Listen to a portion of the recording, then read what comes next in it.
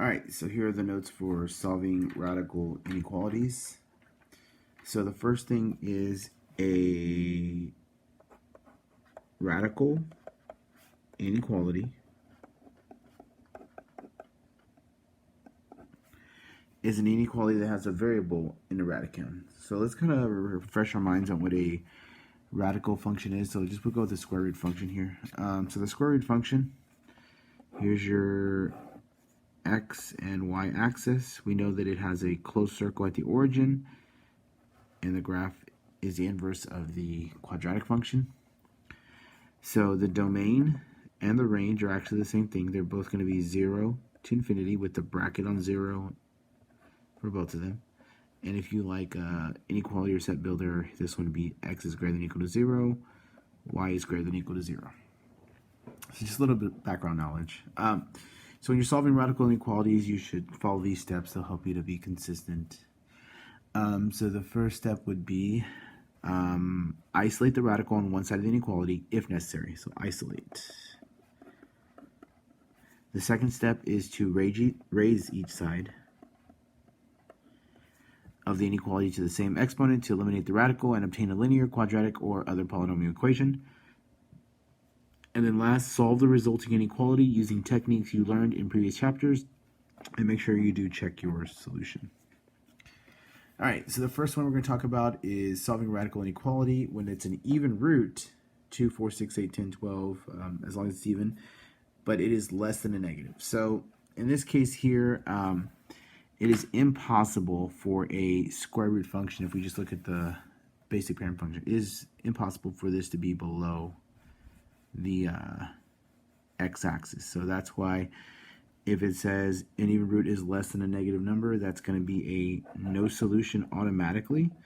And once again, because the only reason why is there is never any time where this will be below the x-axis, at least when you're solving these. So let's take a look at the first one. So we're going to solve this algebraically. So it's SAD backwards, so PIMDOS backwards.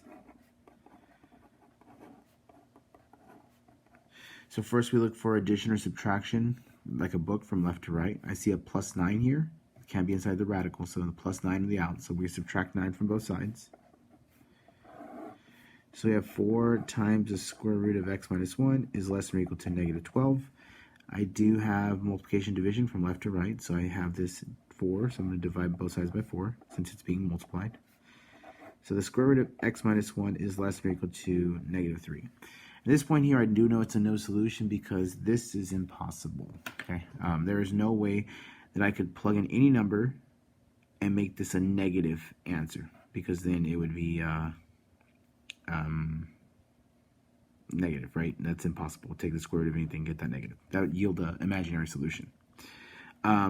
So right here at this point, you could stop and say the answer is no solution. If you did continue on with the problem, you would square both sides. I'm just showing you what this would look like. You get x minus 1 is less than or equal to negative 3 squared is negative 3 times negative 3, which is 9. And then you add a 1, and you get x is less than or equal to 10. Now the problem with this is if x is less than or equal to 10, you take the 10, because it's equal to it, you plug it in. 10 minus 1 is 9. The square root of 9 is 3. 4 times 3 is 12. 12 plus 9 is 21. 21 is not less than or equal to negative 3. That's how you obtain your no solution. Now, one thing we can take a look at to verify this is just taking a look at the actual graph. So I have this calculator here. Press 1. Let's open up a graph real quick, and let's take a look what's happening here.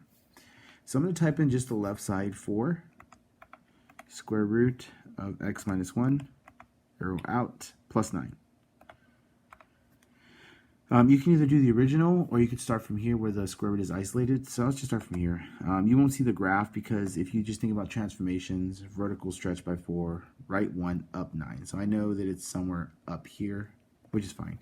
And then press tab in F2 of x. I'm going to do the right side, which is negative 3, which is going to give me a horizontal line passing through negative 3 on the y-axis.